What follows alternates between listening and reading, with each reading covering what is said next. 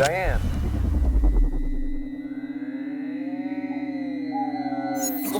Entering the town of Twin Peaks. It's 7:19 p.m. in the seaside town of Brighton, and I'm here recording a podcast about Twin Peaks. Welcome to Diane, listeners. I'm Rosie, and tonight I am joined by my wonderful brothers, Adam. Hello! And Mark. Word 'em up. Tonight we discuss part 11 of Twin Peaks The Return, in which the world spins and the fire rises. There's no backup for this, ladies and gentlemen, so let's get started. This episode was written by Mark Frost and David Lynch and directed by David Lynch. Okay, so general thoughts on part 11. I enjoyed it. Didn't everyone enjoy it? Well, I mean... I really did. Yeah, it's a funny one I'm finding with The Return. Like last week, we all loved the episode so much, and then I was seeing that quite a few people didn't enjoy it much. This week, I don't think I enjoyed it as much as like lots of other people who've been kind of overwhelmingly enthusiastic about it. So, so that's interesting. Okay, because everybody has been so enthusiastic about it. What is it that you didn't enjoy so much? Well, there wasn't anything specific I didn't enjoy. I mean, that's been the weird thing. It's just that like last week really felt like it all came together for me. Yeah. I think maybe this thing with this series being an 18-hour film, basically, is that different parts are resonating really strongly for different people. Yeah. So you're seeing quite different responses from people week on week. And you're saying like what those specific people are like really into. Yeah, basically. Yeah. Well, I loved it. I completely loved it. I thought that it was similar to last week. It started to feel closer to what I expected from what you'd expect from the original show. There was certainly some more fast-paced editing. There was a lot of events, particularly within the same scenes. And I just found it a good, energetic, funny, moving episode. But that's the thing, it was energetic as well, because I'm always defending the whole thing of the atmosphere versus plot. But this managed to sort of move, but at the same time be very heavy on atmosphere in almost every single scene. Yeah, it was really dense with atmosphere. Starting tonight in the not-so-quiet town of Twin Peaks, where Becky grabs a gun, Hawk consults a map, and Bobby Briggs encounters a scene of horror. So we start in Twin Peaks with a lovely scene, actually, with some young boys playing catch, and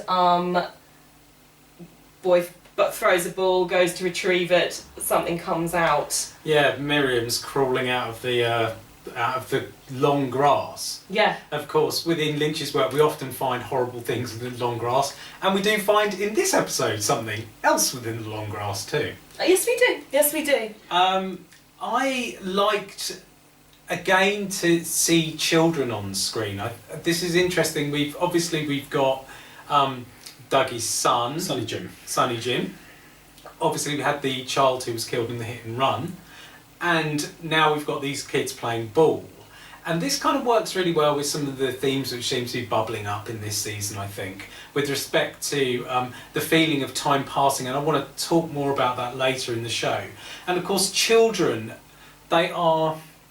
Well, they were virtually absent from the first. They were absent. That was something we commented on. Apart from little Nicky, there were basically no children. Yeah, in fact, there's another child in this episode too. But children, they can't help but remind us of parts of time, but also of a certain kind of purity, and all of this is complicated by the discovery of Miriam, right? Because suddenly this idyllic scene is broken by a groaning, half-dead woman. Yeah, I mean, the half-deadness is a really resonant thing in Twin Peaks, isn't it? As we have shades, of course, of Renette Pulaski, I think.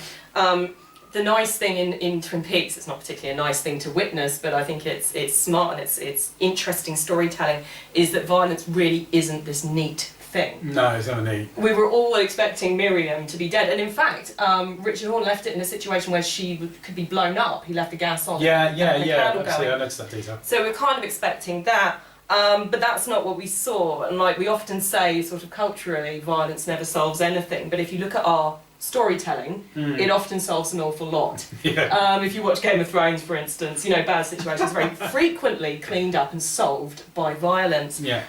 Twin Peaks violence very often actually doesn't solve anything in this way that's really disturbing, actually, is that, you know, the results of violence just kind of won't flush. They keep coming back. Yeah, great way to put it. Yeah, so this is actually the third surprising survival that we have seen in The Return. We've had Mr. C, who was shot several times and is still with us very much. Yeah, and in fact, even him not returning to the lodge feels a little bit like that. Yep, absolutely. And Johnny Horn, who we all thought was dead after running into the wall, and now Miriam. And in all these cases, the characters sort of remain with us, but the violence is written all over their bodies in this way that remains challenging, and that their continuing presence is this disturbing thing. Yeah, just sort of the violence of Twin Peaks just sort of scars and wrinkles the world even more, doesn't it? Yes, it makes things much, much worse, often in horrible ways. It literally like violates the text, makes holes in everything. I mean, this is violence as consequences too, right? I mean, one of the things that we see in this kind of solving things with violence narrative is that not only does it solve things, but it also ends. Yes. Yeah. Whereas here it's this open-ended, you know, Continuum of violence. where a specific violent act remains with us. It doesn't. But this also, I think, speaks to, you know, what this scene might be about for David Lynch, because it just feels to be like another Dorothy Valance moment. You know, the story about Lynch playing with his friends in the street when a naked woman who was clearly had experienced domestic abuse suddenly emerges out of nowhere. And it appears to be an ongoing trauma for Lynch that he keeps on having to return to. Right. I did not actually know that. Dorothy Valance being character in Blue Velvet. Yeah, the character in Blue Velvet, and I think we could safely say that the figure of Miriam is kind of a, you know, stand-in for that here. So we have that scene. Also in Twin Peaks, Becky. From the violent energy that we were talking about, we've been talking about so far, but we're certainly talking about it last week, violence spilling out into the world in this kind of uncontained way. It felt like a contagion, and it feels like Becky's caught it. Because she is, we don't even see why, she's furious. She's absolutely raging, she grabs a gun, she steals Shelley's car. Yeah, I love the way she tricks her mum into coming and picks her car. It's so out of order. Well, she says she needs a car. Yeah, she makes that clear. Yeah. Which she does. I think her mum means it. She doesn't mean like that. No, and she doesn't mean you know, I will jump on your bonnet and then you will throw me off. This is what you mean about it kind of spilling over, right? I mean, we've seen violence spilling over from the original Twin Peaks. That is in many ways what the original Twin Peaks was. This atmosphere of mystery. Behind it was this feeling that this terrible violent act which wouldn't go away. Yes. But I love how here, you know, Becky is so wrapped up in it. She's just like Candy with the fly swatters. She cannot make rational decisions. It's get a gun, get in the car, go, start firing. Yeah, and I've got to say the flying heel when Shelley comes off the bonnet is just excellent. Right. I did notice her red heels there. Another appearance of red heels. This is perfect. We've got lots of flying red objects in this series. I don't want to go into it too much, but you saw the mug come out of Stephen and Becky's I'm sure trailer. some people out there are reading some very deep meaning into all of that. Well, I think there might be. Who knows? I mean, there's the red balloons, Yeah. and of course, all of this maybe takes us back to Cooper's missing shoes, and you know, will Dougie become Cooper when he puts on his shoes, which is a very popular theory out there too. I quite like that theory. I quite like think it that's too. bad. I think shoes with identity, I think there's a lot to be said there. Lynch loves Wizard of Oz, and the shoes get Dorothy home, so... Yeah, there we go. So Becky does get to, I think it's an apartment building, fires some holes in a door. We're not even sure, and then we see Stephen was sort of waiting down the corridor with a woman. With Gersten Hayward. I did not get that was Gersten Hayward. That's Alicia Witt. Oh my goodness, really? And that's Gersten Hayward. Well, it must be if it's Alicia Witt, right? Oh, that's a lot of fun. There we go. Okay, so he's having it off with her too. With Gersten. Okay, so Gersten would be about 40 years old, would she? And yeah, fair enough. Yeah. Yeah. Probably a little bit younger than that, I think. No, I think No, I was think in she would her, have been a bit older than us when we were watching. she was in her mid-teens. She was doing a school play and stuff when we saw her last, so Okay. 25 years She ago. wouldn't have been older than us, but... Oh, okay. But yeah, I particularly like the way after she shoots the door, the camera drives down the corridor. Yeah. You're talking about this kind of contagious rage, this kind of spirit of rage. Yes, like a spirit of rage. That's sort of inhabiting the town at the moment. And it makes sense then that the camera almost has its own momentum at that point. Oh, I see. The camera's caught it too. Yeah. Yeah. No, that absolutely makes sense. I like how all of this apartment block is yellow as well. Obviously, yellow has appeared lots and lots and lots in The Return. I think Yeah, yellow, I mean, it's the main colour in the palette. I think so. And I think it's used complicatedly. I mean, a lot of people think about it just in relation to kind of pain and suffering, Gollum and Bozier. I also think it has more positive connotations, rather obviously when you look at the glowing ball that is Laura. Although it could be said that if that is Laura's spirit, you know, perhaps integral to the human spirit is pain and suffering, certainly maybe in the spiritual views of Frost and Lynch, who are big believers in karma and dharma, I suppose. But yeah, I kind of like that. I like the sickly colour of it as all of this rage Well, is also going I on. like the arid colour of it, because the thing is with Twin Peaks is we want to return to this lush, green, Yes. rural place, and yet we're spending so much time in the kind of steel and glass and manufactured sand city that is Las Vegas. I mean, I've really taken to calling it climate change peaks. Right. You know, I think that there is something of our anxieties about this place slowly getting hotter in wanting to return to somewhere that feels cool and mountainous and safe. Right. Yeah. No, that makes sense. And the ladies of the Miss Twin Peaks pageant tried to warn us in their strong ecological message. They did, and you know. Society just didn't listen. Society didn't listen. Also in Twin Peaks, so let's continue on with the Briggses. It's interesting that we learn that she's Shelley Briggs. Shelley and Bobby obviously got married, and we are to assume, I believe, that Becky is Bobby's kid. Oh, Yeah. certain. But it didn't work out. It seems like they've been divorced for quite some time. But they have like a family summit at the Double R. I mean, Very mature. Very mature. I thought that maybe Bobby was Becky's father prior to this episode, and so that was quite an enjoyable little reveal. Yeah. So they have their summit, and they're just concerned for Becky. You know, it's quite upsetting, really, the way that she suddenly switches and she's making excuses for Stephen. Yeah. You know, Becky's in perhaps more trouble with Stephen in some ways than Shelley was with Leo, because Becky's in love with Stephen.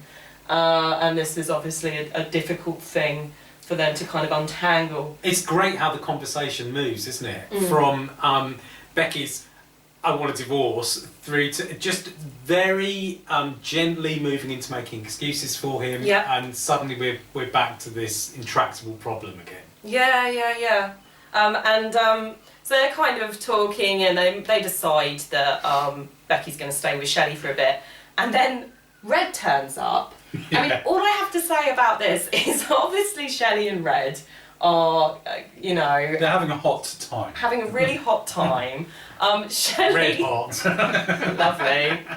Shelley like just starts snogging him outside the window in a way that's clearly very upsetting to Bobby and very awkward for Becky. But the thing with Shelley Johnson, we all, or Shelley Briggs now, we all absolutely love her. Yeah. But when she's feeling frisky, she is not a considerate woman.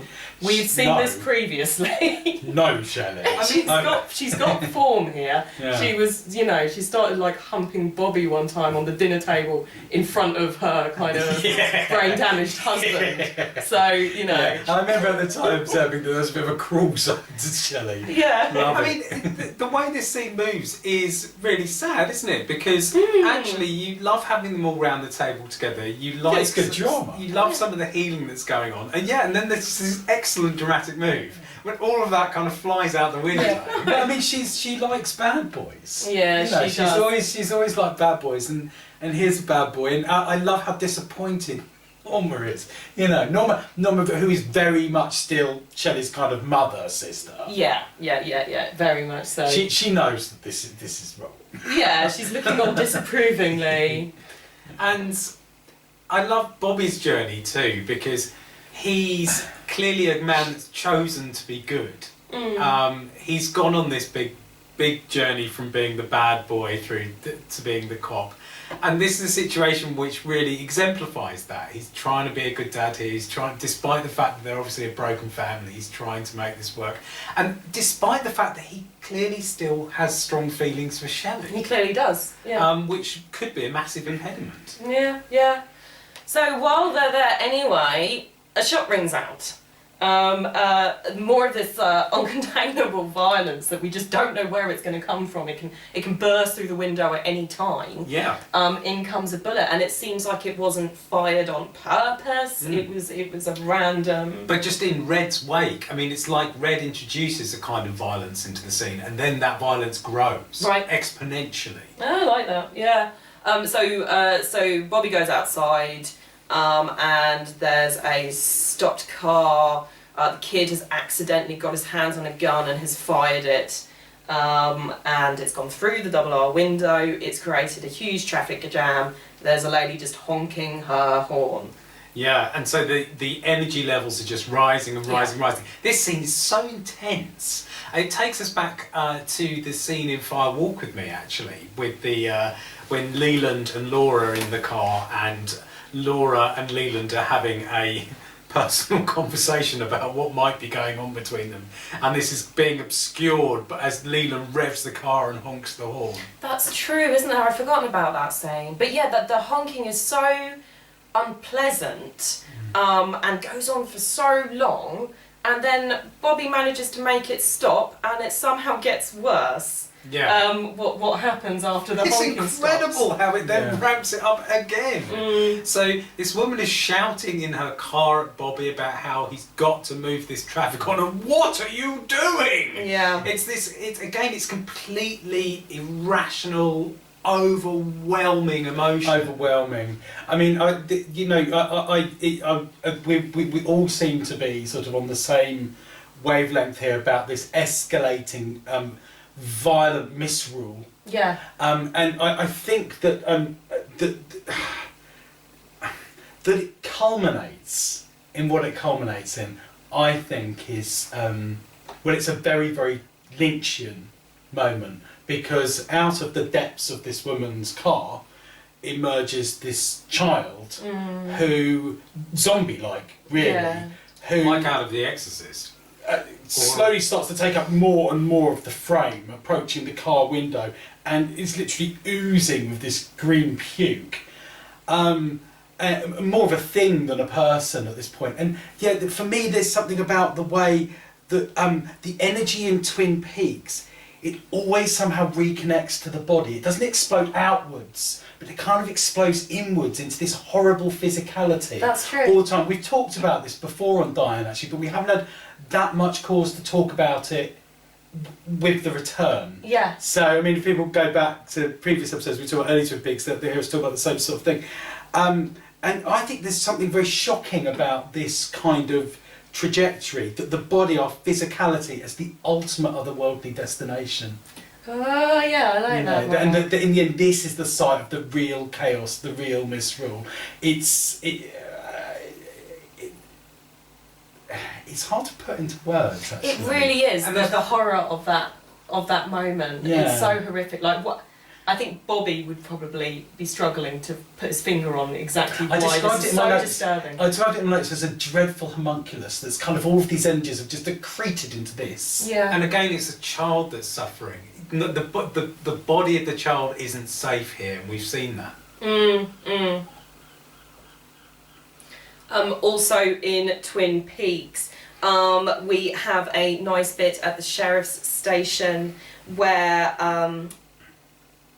Hawk is showing a map to Sheriff Truman, the new Sheriff Truman, and it's just a nice moment. We actually get quite a lot of information from it. The map tells us that there is a kind of fire. Yeah. that burns with a certain intent Yes. that is bad. Yeah. And is related to black corn, is related to a spoiled kind of corn, which we think of as Garmonbozia within the kind of mythos of Twin Peaks. I immediately went to Garmonbozia, yeah. Yeah. I liked the map. I assume the map was actually painted by Michael Horse himself, who plays Hawk. He is a ledger painter. Oh, he is? Yeah, oh, that's really super cool. It's really cool. So, ledger painting, you can look it up, but Michael Horse this is kind of what he does, really. He's an artist, and he owns an art gallery in California, I believe, with his wife. But it's a form of Native American art that at the time when Native Americans were going through a process of intense bureaucratical organisation with kind of occupying European forces in America, they were getting lots of paper. On which accounts were being written and stuff. And they were using them, and so they have been used subsequently to paint art on. And Michael Horse continues this. There's some lovely videos of him on YouTube talking about ledger painting, and I'd really strongly recommend them. It's always nice to hear an artist kind of tell the story of his particular genre of art. And he's really passionate about it, and it's lovely. It's just very, very interesting stuff.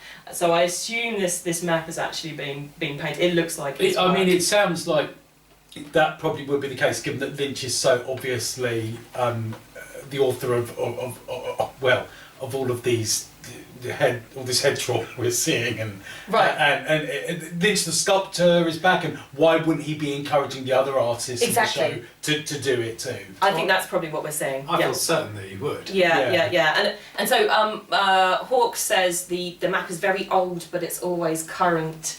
I love that. I mean, I think it works beautifully in the context of the landscape of Twin Peaks, because we know Twin Peaks is a landscape that wants to have a conversation with the people who live there. And it actually wants to have a conversation with us. The show is named for the landscape, the town is named for the landscape. The characters that were kind of magically switched on in Twin Peaks have always been very connected to the landscape, to the trees. You had the log lady, obviously, the owls. Hawke was another one. Laura, if you read her diary, was intensely connected to the landscape. And so it's like an ongoing intercourse between these characters and the landscape if you listen, and it's important to listen in Twin Peaks because things can get frightening from time to time. And I mean, actually, it's very exciting as well, because it's setting up a feeling of anticipation. You know, we're about to go off into all of this mythology, and of course behind them are these screen doors, all these trees sort of encroaching on their conversation. And you know, so not a great deal is happening with these guys yet, but we feel that a great deal is going to happen. So. Yes, a great deal is out there waiting. And to be honest, I'm feeling more connected almost to the woods in a way than ever before, because we've been spending so much time with more woodsy people. We're in the trailer parks, we're in the hinterlands, we're in the borderlands so much. The people who live in that sort of in-between place, rather than in the very kind of suburban kind of areas, the manicured lawns and everything that we saw in the first 2 seasons of Twin Peaks. That's very true, isn't it? We're literally just spending more time in the woods. And these in-between places work very well with this idea of wanting to return to a space, because they are unhomely, these trailers, these derelict buildings, these desert locations. Also, I feel like a map's important right now because a great darkness seems to be on the horizon. We had the song No Stars last episode, and people are going to need to find their way. Is that it for Twin Peaks? I think it might be. Okay, great. Over to Buckhorn, South Dakota, where Gordon Cole has audience with the sky and Bill Hastings goes boom. Audience with the sky, I love it. He does. That's actually brilliant. So they go to the site. As Diane was texting Mr. C they would. It happens. The FBI agents and Diane and Bill Hastings go out to where Bill Hastings and Ruth Davenport met the Major. Gordon Cole and Albert say, as they're about to go through this chain link fence, do you think there's one in there? We're not quite sure what they're talking about, but it seems to be the vortex. Or the blue rose, as I called it.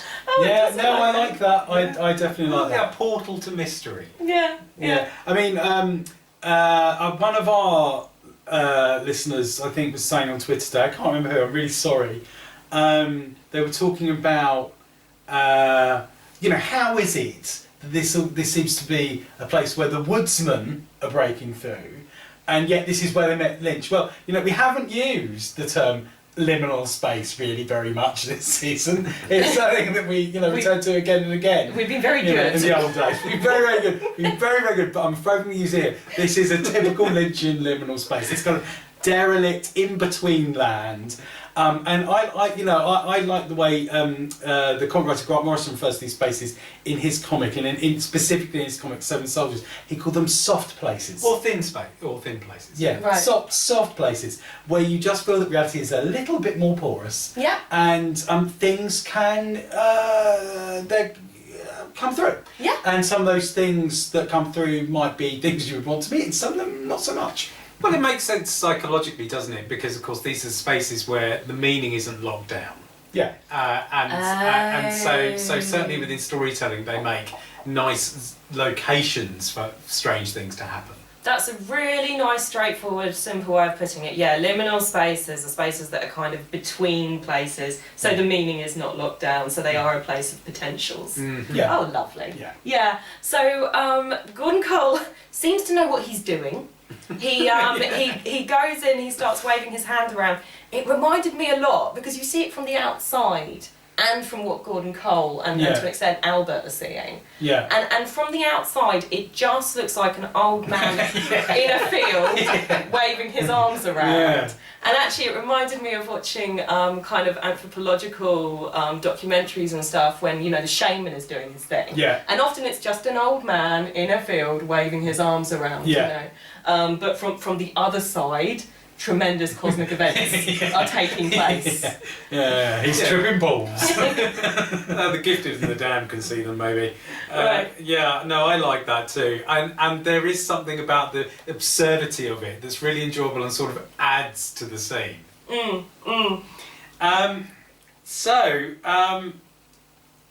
Wasn't it interesting what Gordon saw? Yeah, again, I want to return a little bit to what I was saying before about all this stuff sort of somehow accreting into this oozing, bubbling body. Okay. That, we are confronted with something which is very weird horror in a kind of Lovecraftian sense. This, black holes appearing in the sky. This is the kind of thing, this is truly cosmic horror. And yet, what he's inevitably confronted with is a hole in the sky that leads to a dingy staircase with a bunch of frightening tramp men on it. Right. You do not expect to go to a place so squalid and so abject. And again, I find there's something that makes your stomach sink about that, even more than if some fifth dimensional squid thing suddenly appeared. It's just the idea that sort of in the holes in the world, it leads to this. Yeah. These are the rooms behind the world. And again, it reminds me of the whole thing when you go into the atom bomb explosion in episode 8. A friend of ours was talking about this on Facebook. He was talking about it in a way how he felt a bit disappointed when he realised this could probably be tied into some sort of mythos. When in actual fact he just loved the idea that as you kind of went into the atoms in Lynch's world, you just had these strange kind of trampy people sort of milling around like ants or like insects. And, I actually think that despite the fact that there is a mythology here, there is also this textural aesthetic stuff going on as well. It's still... And that is what is unsettling about it. Yeah. It is still an interesting way to represent. These are still the ants at the bottom of the garden in blue velvet. They still are. Right. Yeah. I mean, they always remind me of that too. There's something about the kind of superb... Going back to this idea of splitting, which is a thing that I'm going to return to again and again throughout this season. This kind of superfluous splitting that these people represent. They all look the same, but they're all just there, filling up the space, filling up the cracks in the universe. Infesting, teeming. Yeah, teeming. It takes me back to the line that the giant says, or the fireman, depending what his name is, in the first episode when he says, "It is in our house now." Right.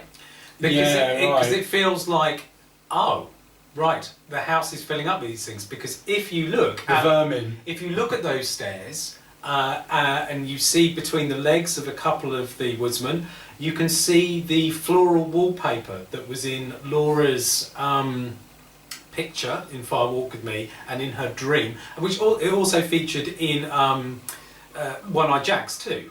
And so this space, which in some ways could be viewed in Fire Walk With Me as part of Laura's journey to discovery. I mean, there's actually there's potentially a positivity to Laura's dream, even though it's kind of frightening. That space where she started that journey has now just been clogged up with these things. Right. Yeah. And there's something really dark and horrible about that.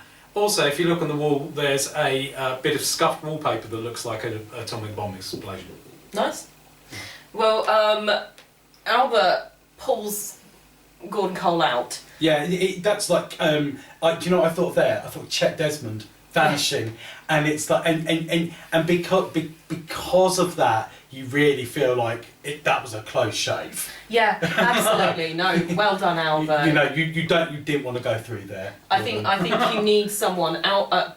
Gordon needs someone as grounded as Albert. Yeah. When he's off waving his arms around. Yeah. So what else is happening, of course, in this place is in the car. Detective Dave, whose surname I forget, is waiting with Bill Hastings. Bill Hastings. Bill Hastings is looking very intense and disturbed, as one would expect when he's visiting the place where this awful event happened. His head explodes.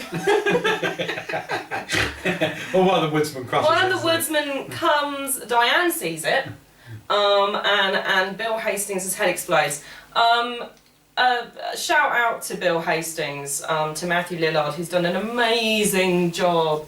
I think, it's really interesting to imagine how this series is going to take on stature later on for us. It's people who watched and rewatched and have become weirdly obsessed with characters like Dick Tremaine, and Mike. To see, but I think Bill's going to be one of these people. He's such an interesting character. It seems like he was a romantic.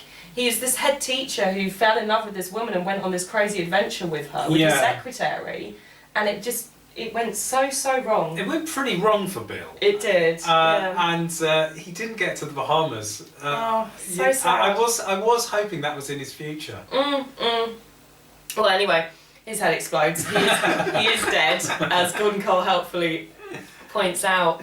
And his body, like Ruth Davenport's body, which they also find in this scene, are presented in a way that is tremendously interesting to me. The corpses in Twin Peaks Return have not been handled like we would normally see corpses in TV drama. No.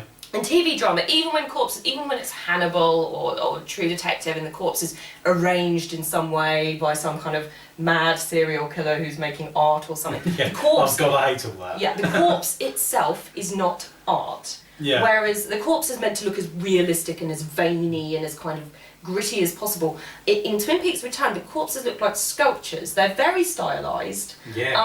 They're kind of missing pubic hair and genitals. And they look rock hard as well. They look rock hard.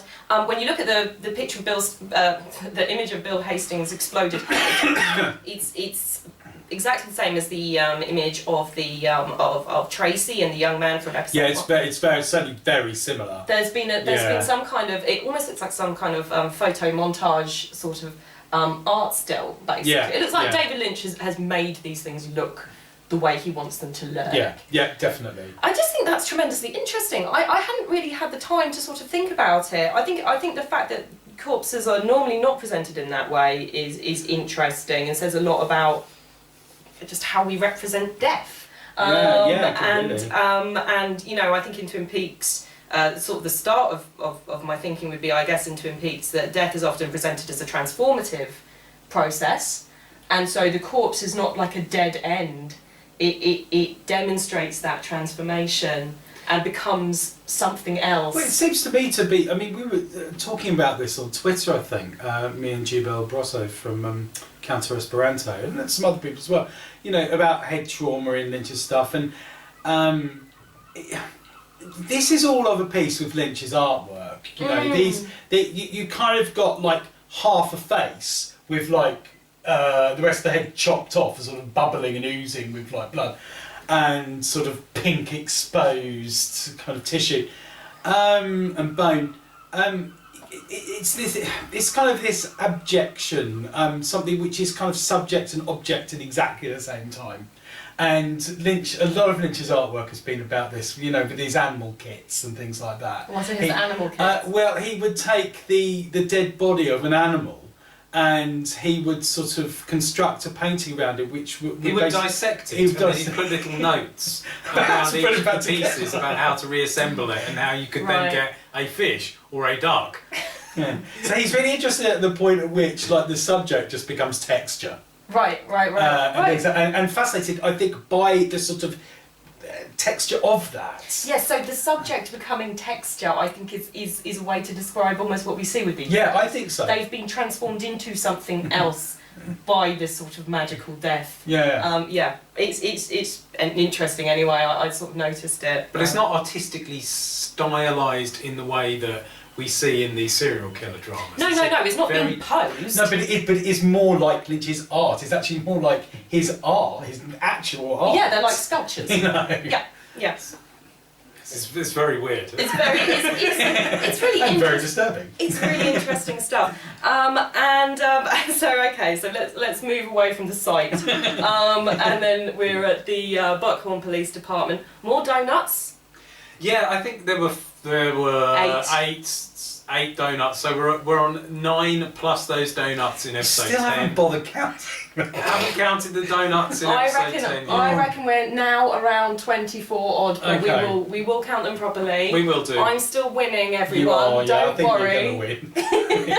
I'm definitely not going to No, I'm sorry, it's going to rain donuts at some point. It's completely wrong. It's going to be like Magnolia, but with donuts. Yeah, it sure is. But they have a nice time. They have a very nice time enjoying the policeman's dream. They do, which is the donuts.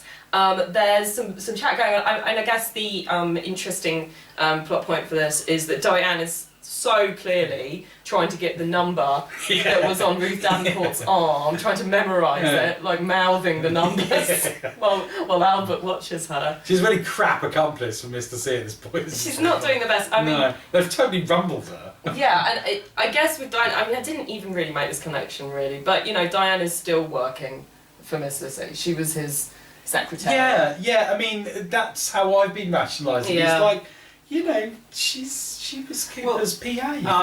That's what she's doing. She's doing a bit of PA work. Well, I mean, I rewatched the scene recently when they meet. It does sit slightly awkwardly with that reading. Mm-hmm. We'll just have to see how it plays out. She seems genuinely disturbed in that scene. Oh, I think she's genuinely disturbed. Alright, yeah, she's and she still seems like she him. hasn't been communicating with him as well for a long time. But anyway, we're digressing. I wonder if they're trying to, if they're pulling a fast one on Diane in this scene. Oh, do you think so? Whether the numbers on the arm are somehow they've managed to rig it so that those aren't the true numbers, and so she sees them. Anyway, we'll see what happens. We'll see what happens.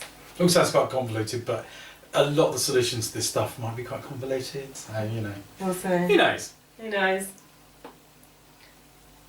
Finally tonight we're in fabulous Las Vegas. Bradley Mitchum dreamed of miraculous healing, cherry pie and friendship with Dougie Jones. Well, it's time to don those silk pyjamas, ladies and gentlemen, because dreams can come true. This was lovely. Okay, so for some reason the rest of the episode just didn't fill me with quite the same flush of joy. But this ending was wonderful, wasn't it? It was so really lovely. It was truly wonderful. Yeah. All the scenes in Las Vegas. So we start with battling Bud Mullins. Having a little conference with Dougie, in which he explains that Dougie has solved everything to Dougie. Naturally, Dougie has gotten to the bottom of this whole insurance plot with Tony, And the police corruption. And the police corruption, the attempts on his life. Dougie's managed to tie it all together for Batman and Bud. I love the way Bud Mullins, the actor is fantastic. The way when he's sort of chatting, he's talking to Dougie about how Dougie's cracked the case. And then just from time to time kind of nodding, as if he's receiving great profundities from the other side of the table. Dougie's just sitting there completely vacant.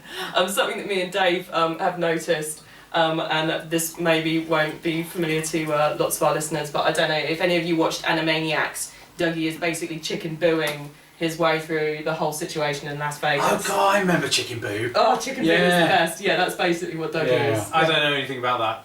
Well, Chicken Boo was a chicken who wears a disguise to look like human guys, and turns up in various situations, and everyone's like, thinks he's an amazing like actor or flying ace, and he's just like.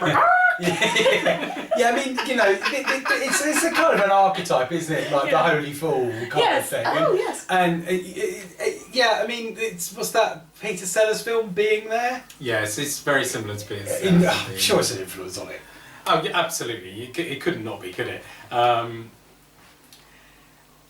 love how Battling Bud also seems to have this protectiveness of Dougie too. Oh yeah, it's really nice. He's such a great guy. And he says, look, you're going to go meet up with the Mitchum brothers. Normally, I wouldn't send one of my guys into the ring with bad dudes like this. Yeah. But they are going to be so pleased with you. I just wouldn't worry about it. Of course, they are. It turns out he was right. But first we have their lovely breakfast scene. I just wanted to say it's just so nice to see what cereals the Mitchum brothers. Oh yeah, Raisin Bran, good choice. Yeah, Raisin Bran is actually my favourite. Very delicious. Yeah, very delicious. So that's Bradley. Rodney prefers Rice Krispies. Furiously eating Rice Krispies, picking them out of his teeth. I love how upset he is. And sorry, I get them confused. Who's the one played by Jim Belushi? That's Bradley. Yeah, I just love the fact that he's having difficulty eating his breakfast because he's so upset. He's so upset. He just wants to kill so much. I'm sorry, I can't eat this. I eat my Raisin Bran. Oh no, but do, Brad, it keeps you regular. And then, so Dougie does go to meet them. He gets a package on the way. Massages his own face as well. You spot that bit when he's massaging his own face? He does, when someone says dead, or... Yes, and of course, so we see Mr. C massaging the face of one of his accomplices before murdering him. Mm-hmm. And so it's as if Dougie is tuning into a bit of that vibe as well. Yeah.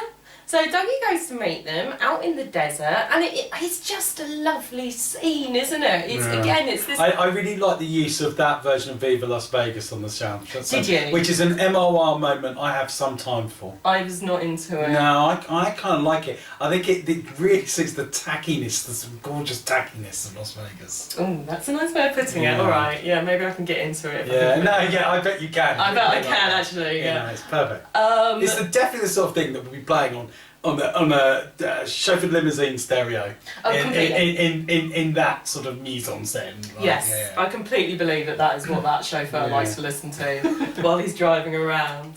They do go to meet outside the city, and it's like we were saying about uncontrollable violence that might just burst through the window at any time, but that happens with love too. Yeah, in Twin Peaks, that's the wonderful thing. Because the point, I mean, I think the point is we, as I think Rob said very insightfully last week, you've got the two mountains and you've got the two energies, two types of energies, and they can erupt in surprising places. They really can. And so Bradley basically says, look, there are various parts of my dream that have come true, and if that guy, if Dougie's got cherry pie in the box, we just can't kill him. Yeah. And Rodney's kind of, he's kind of had enough of the dream at this stage. Yeah, he really has. But then there is cherry pie, and they can't kill him, and there's a cheque for $30 million. It's perfect. Yeah, Belushi's face rushes towards the camera. I will check. It's And hilarious. my partner was speculating that what was in the box might be sort of bulletproof, so if they fired it. But I love the idea that yes, it is bulletproof. It's a cherry pie. It's one of the totems of Twin Peaks. And you can't fire a bullet through that. No, that's very true. Yeah. Another box for something to appear in, but this time those positive energies. All positive energies in there. Yeah, it's all cherry pie. And then they go back to the I assume it's the Silver Mustang. Oh, isn't it Santino's? Which they originally, Dougie is told that he's going to be taken to Santino's, then he's taken out to the desert For a casino-style execution. For a casino-style execution. Oh. But I suspect that This is actually Santino's. This is actually Santino's. Yeah. I have a lovely meal. This scene actually was again. It's interesting that you brought up about the eruptions of energy, because I think we are back to this same sort of heavy sense of maybe visceral isn't the right word, but a heavy sense of atmosphere in this scene, which is really almost congealing.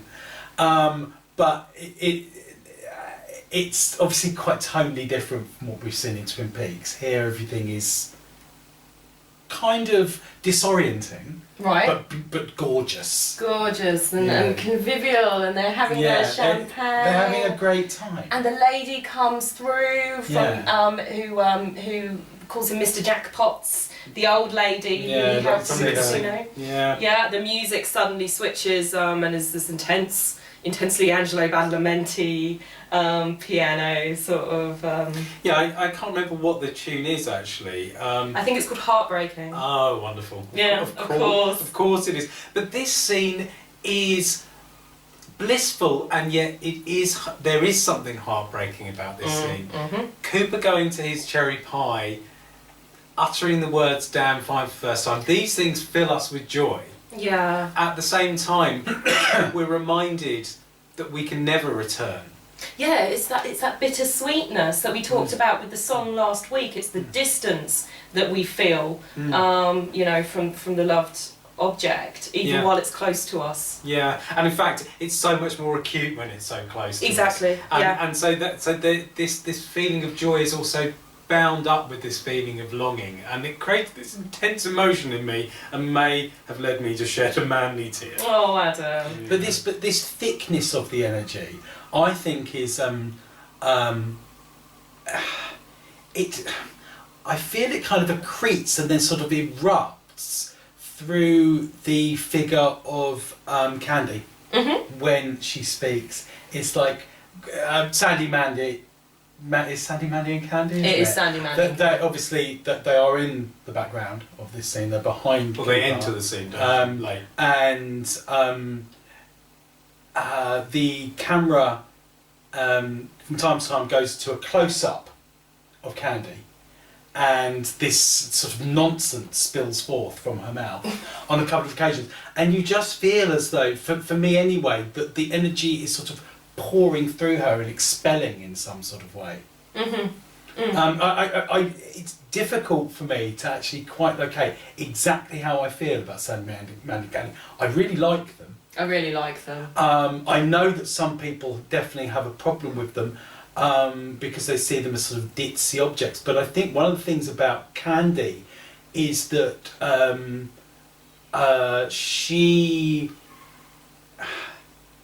there is something resistant about her. She feels that she really does have skin.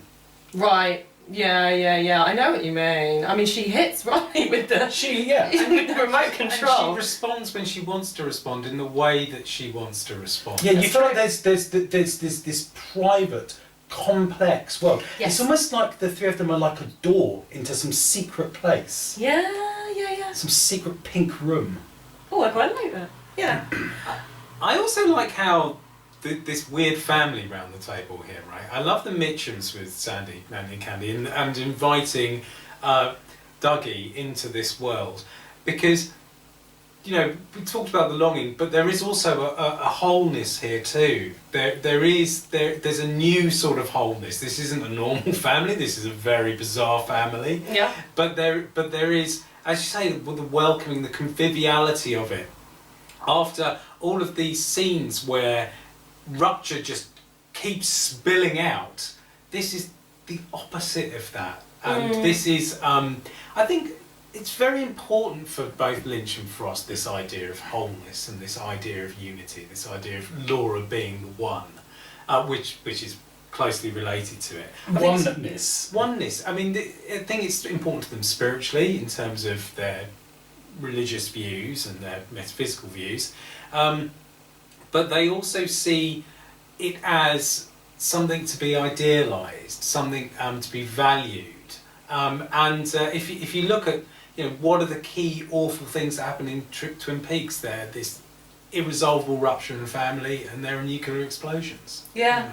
And the oneness, of course, is more emphasised by the fact that this is, as you say, a family that doesn't really make very much sense and shouldn't really be. And yet they're all, And yet there they are. And the old lady with her son, who she hasn't spoken to in so long. Oh, wonderful! There he is as well. The episode is got a full stop by this weird sort of healing. Yeah, a coming together. I very much hoped as well that it would end on the piano player. But this feels like where the return is going to me. It feels like I feel it's going somewhere positive, and the positive place is a place of a new kind of wholeness. Right.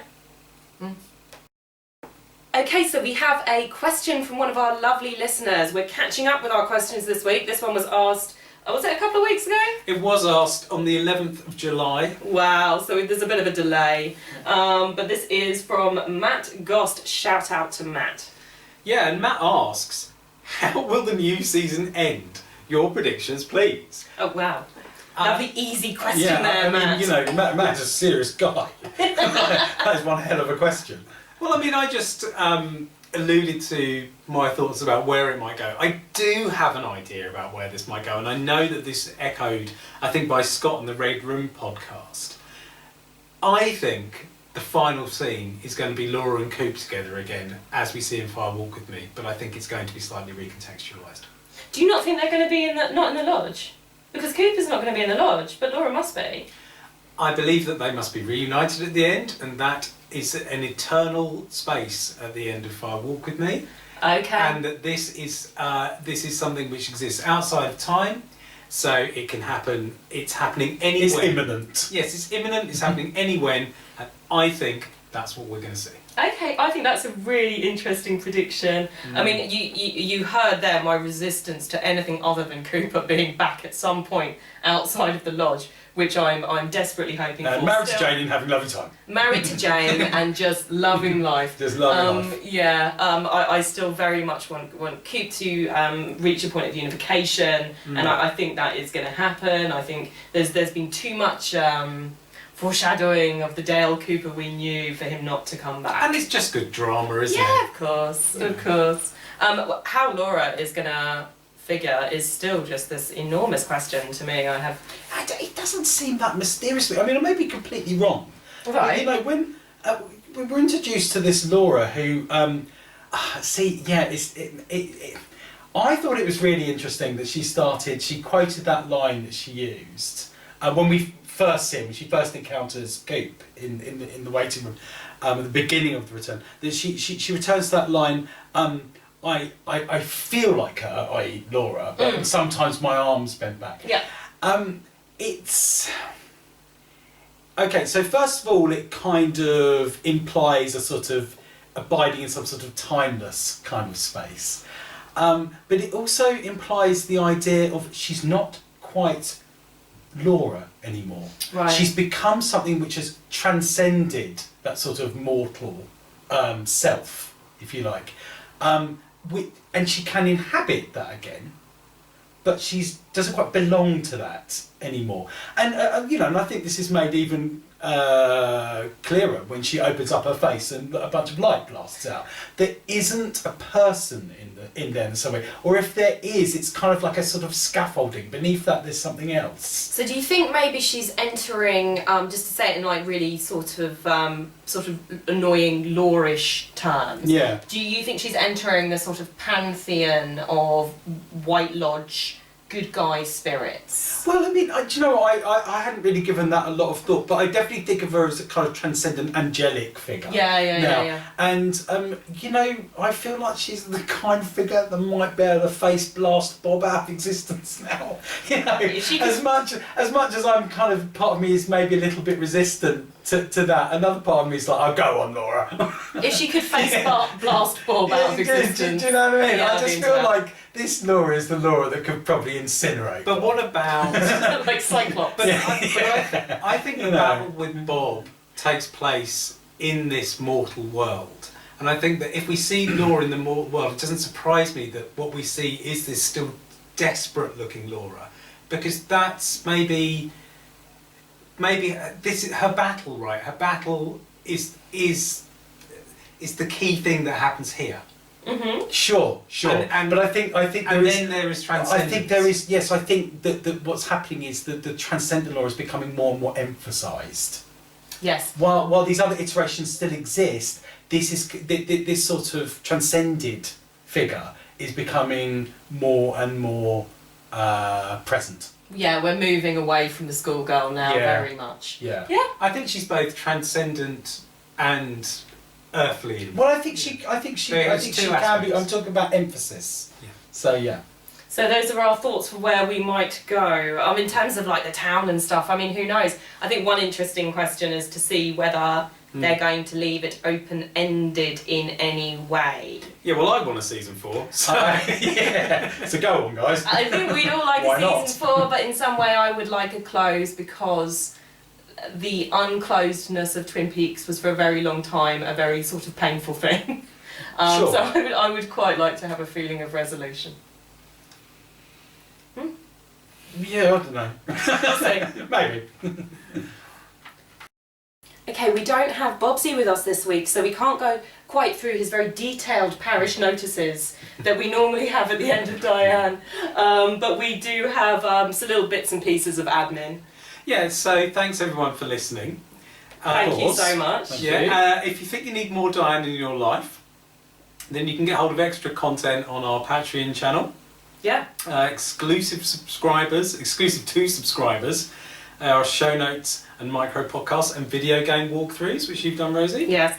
And much more. And now I've said that I'm going to do a theory podcast. I'm very sorry, I haven't got round to doing that yet when I evaluate the various theories out there and get very opinionated about them. We're looking forward to it. Yeah, I've just been unbelievably busy for the last 2 weeks, but I intend to get round to that this weekend, so that'll be a joy, and that should go up on Sunday. Exciting. You can also find us on Twitter at Diane Podcast, Facebook at Diane Podcast. And you can even email us dianepodcast@gmail.com. Lovely. Well, we need to go and... Well, we need to go get ourselves a gym set, so we're done for this week. No doubt there will be much more to say next week, but all that is left to say for now is... Go on, Bozo. Pain and suffering. Goodbye. Bye.